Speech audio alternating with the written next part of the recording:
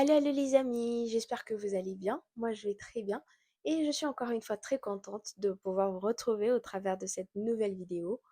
Aujourd'hui, nous allons parler des attentes irréalistes. Nous allons parler de ça parce que les attentes irréalistes sont des choses qui peuvent impacter notre saison de célibat. Le célibat, c'est une bonne chose. Les célibats, c'est pas une maladie, voilà.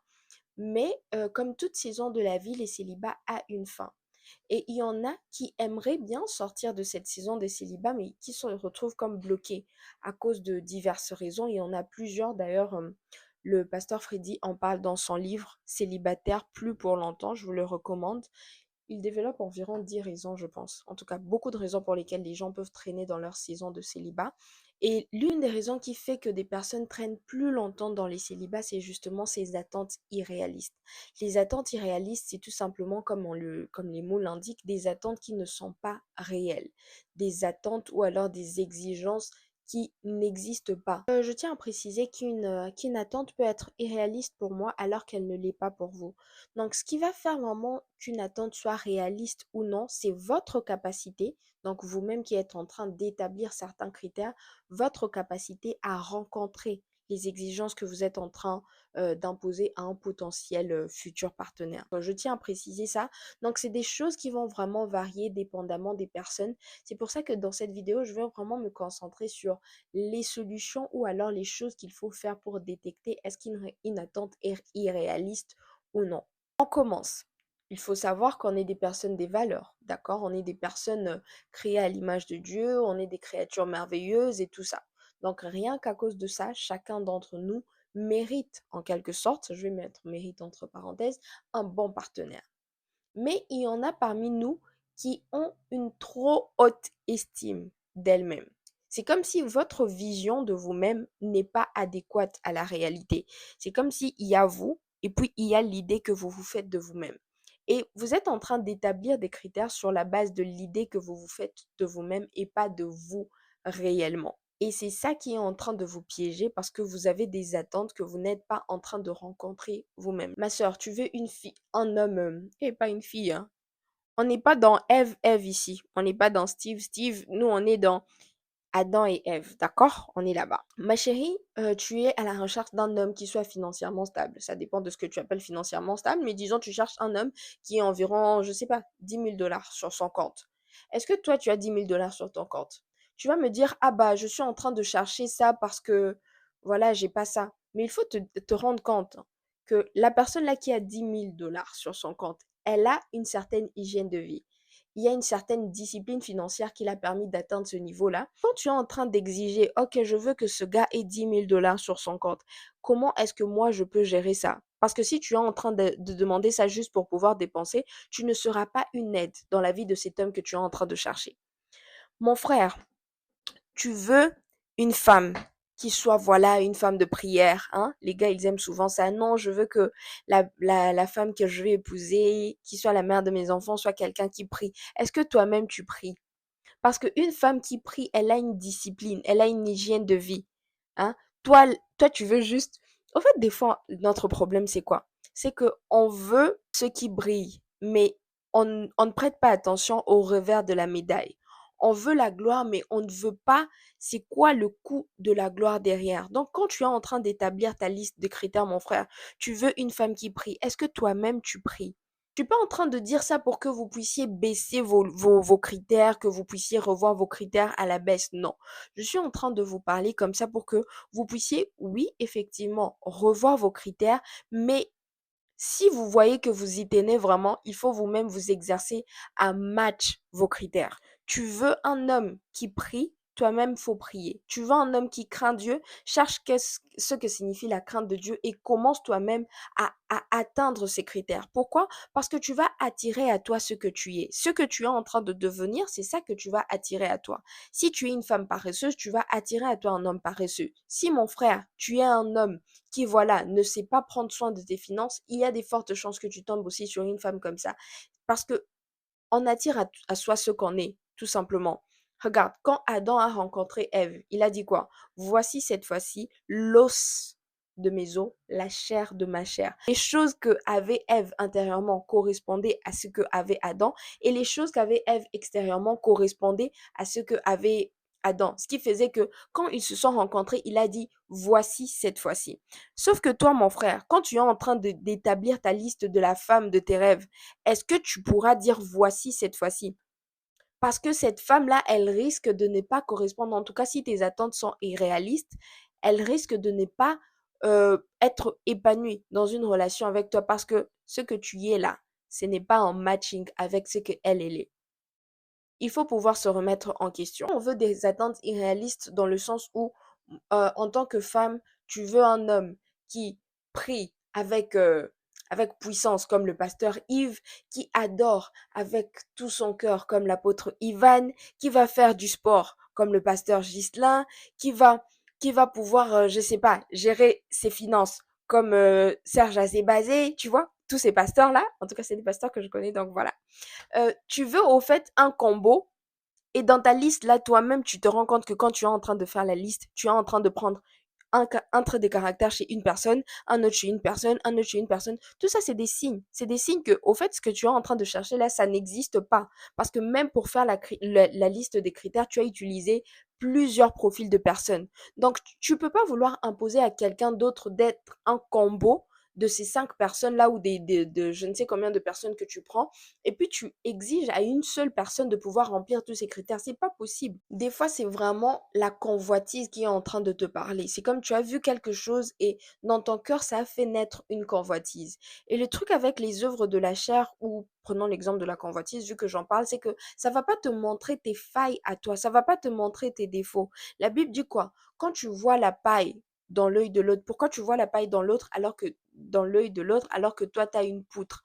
Ça veut dire qu'il faut d'abord se regarder à soi-même avant d'aller vouloir appliquer des exigences chez les autres. Il faut d'abord regarder à soi-même. Sauf que quand tu es en train d'entretenir la convoitise dans ton cœur, la convoitise va te faire voir, oh, regarde, toi, tu dois avoir ça, tu dois avoir ça, tu dois avoir ça. Mais ce n'est pas en train de te montrer, ok, pour avoir ça, il faut que tu puisses atteindre un certain niveau. Pour avoir ça, parce qu'il faut savoir, à tout niveau de grandeur, il y a un sacrifice, il y a un prix à payer pour avoir un certain niveau de grandeur et pouvoir maintenir ce niveau-là de grandeur. Sauf que ta convoitise ne va pas te montrer ça. Ta convoitise va juste te montrer ce qui brille, mais il ne te montre pas le prix à payer. Tu ne sais pas ce que ça prend pour que une personne puisse maintenir une vie comme ça. Tu veux un homme qui est musclé, hein, qui est costaud, qui est bien bâti. Toi-même là, tu fais pas de sport. T'as mené à faire 30 minutes 30 minutes seulement de course. C'est une bataille. Comment est-ce que tu vas arriver à maintenir un homme comme ça? Il faut faire des critères sur base des choses que tu peux gérer. Ta liste là, comme j'ai dit, c'est très légitime. Tu peux faire ta liste de critères comme tu veux, mais la première chose que tu dois faire, c'est de t'assurer que toi-même tu rencontres cette liste.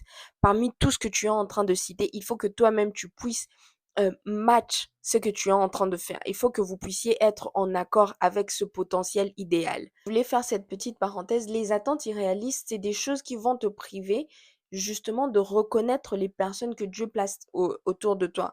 Parce que l'image là que tu t'es fixée, elle n'existe pas. Ce qui fait que tous les potentiels partenaires que Dieu est en train de t'envoyer, toi, tu vas pas les reconnaître. Pourquoi? Parce que tu es en train de comparer une image réelle, donc tu es en train de comparer une vraie personne qui est devant toi par rapport à une image fictive que tu te fais dans ta tête.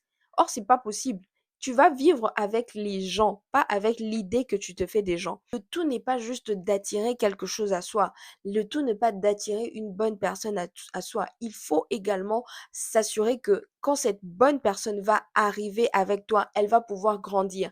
Elle va pouvoir devenir mieux. Elle va pouvoir être mieux que ce qu'elle était avant toi. Il faut pas que quand on te rencontre, on commence à dégrader. Il faut absolument que tu puisses regarder les personnes qui sont en face de toi telles qu'elles sont et ne pas refuser des propositions sur base d'une idée qui est dans ta tête et qui n'existe pas. Une des choses qui peut t'aider, hein, c'est de pouvoir parler de tes attentes à une autre personne. Parce que des fois, quand tu es en train de t'évaluer juste par rapport à toi-même, tu n'as pas comme une clarté nécessaire. Tu n'es pas assez en dehors de la situation pour reconnaître où est-ce que toi, tu es en train de fauter ou non. Alors que les personnes qui sont autour de toi, les personnes qui te connaissent, elles connaissent le niveau où tu es. Et ces personnes-là vont être d'une grande aide parce qu'elles vont pouvoir t'aider à te voir tel que tu es et à pouvoir établir justement ta liste de critères sur des choses réelles, des choses qui existent vraiment, des choses que tu peux toi-même accomplir ou alors des choses que toi-même tu peux atteindre avant de vouloir les exiger de quelqu'un d'autre. Donc parle-en à quelqu'un et franchement, comme je dis toujours, il faut pas parler de ces choses-là à n'importe qui. Tu vas pas aller parler à ton ami. Vous avez les mêmes âges, vous avez les mêmes défis. À chaque fois que vous vous parlez, c'est comme oh non, moi j'aime les gars comme ça. Moi j'aime les filles comme ça. Non, les gars ne parlent pas comme ça. Oh, les meufs comme ça, elles sont trop bien. Nanani, nanana. Est-ce que j'ai bien fait la voix des garçons? En tout cas, tu vois, quand tu rencontres ton ami, c'est toujours oh, ce genre de gars, il est trop beau. Donc, vous avez au fait la même façon de penser. Vous êtes au même niveau. Les personnes avec qui vous avez les niveaux sont le même niveau sont là pour que vous puissiez vous challenger ensemble. Vous avez les mêmes défis, vous allez pouvoir vous challenger, vous supporter, vous fortifier, etc. pour pouvoir avancer ensemble. Les personnes qui sont d'un niveau supérieur sont là pour que tu puisses apprendre d'elles, que tu puisses apprendre pour pouvoir aller beaucoup plus vite. Et les personnes qui sont en dessous du niveau où tu es sont là pour qu'elles puissent être emmenées vers le haut par toi. Quand tu veux au fait être examiné avec une idée réelle et que tu veux en parler à quelqu'un, va chercher quelqu'un qui est d'un niveau supérieur à toi. Dans le cadre relationnel, ça pourrait être quelqu'un qui est déjà marié, par exemple, et qui a un bon mariage. Les fruits de son mariage sont en train de se voir. Dans la durée, cette personne est en train de porter des bons fruits. C'est un bon modèle au travers des fruits qu'elle est en train de porter. Tu peux aller parler à quelqu'un comme ça. Tu peux parler à ton pasteur, tu parles à ton responsable, des personnes qui sont au fait d'un niveau supérieur, qui ont un certain niveau d'influence sur toi, des personnes que tu respectes, pour qu'elles puissent te donner un avis réel sur la situation. Ensuite, ce que tu vas faire, c'est de vraiment prier. Je ne peux vraiment pas dissocier la prière des relations amoureuses. Zéro. Parce qu'il y en a parmi vous, vous savez que ce que je suis en train de dire est réel. Vous savez. Mais c'est comme s'il y a une force supérieure qui vous oblige à rester dans cette situation. Donc, dans des choses comme ça, là, quand ton intelligence sait quelque chose, mais que pour une raison X, Y, Z, tu n'arrives pas à, à agir en fonction de ce que ton intelligence sait, c'est qu'il y a des choses spirituelles et il faut absolument que tu puisses vaincre spirituellement. Et on vainc spirituellement les choses dans la prière. Il faut que tu puisses être un homme de prière. Dans la prière, tu vas pouvoir te défaire de toutes ces mauvaises idées qui sont dans ta tête. Dans la prière, tu vas pouvoir être vrai devant Dieu et dans ta sincérité, Dieu va pouvoir traiter des choses qu'il y a à traiter. Parce qu'il y en a parmi vous, les attentes irréalistes que vous avez, c'est parce que il y a eu des blessures dans le passé. Il y a une personne qui avait un certain profil qui vous a fait du tort et maintenant, c'est comme si vous voulez absolument dépasser le niveau que cette personne qui vous a fait du tort avait. La source, c'est une blessure. Il y en a parmi vous, c'est tout simplement le background d'où vous venez. Parler de l'argent tantôt. Vous avez peut-être grandi dans une famille où vous étiez en train de manquer énormément de choses et aujourd'hui vous vous dites ah non je peux pas manquer ça etc. Et c'est bien de ne pas vouloir retourner à des choses qui nous ont fait mal mais la motivation c'est quoi? Il faut jamais que à n'importe quel moment ta liste des critères là soit supérieure à la volonté de Dieu pour ta vie. Et pour que ce ne soit pas le cas, il faut que tu puisses maintenir une certaine humilité dans la prière.